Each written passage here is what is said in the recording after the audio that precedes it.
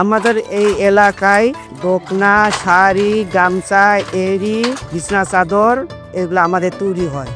আমাদের এই এরিয়ায় 320 জন মহিলা এই কাজ করে। আমাদের মহিলারা এই কাজ করে টাকা রোজগার করে এই সংসার চালাচ্ছে।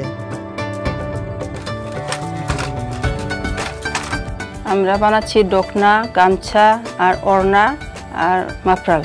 একটা দোকনা বানাতে গেলে প্লেন হলে 2 দিন আর ডিজাইন করলে 3 দিন সময় লাগে। আমি মাসে 10-12টা গামছা বানাই। একটা গামছা 250 টাকা বিক্রি করে।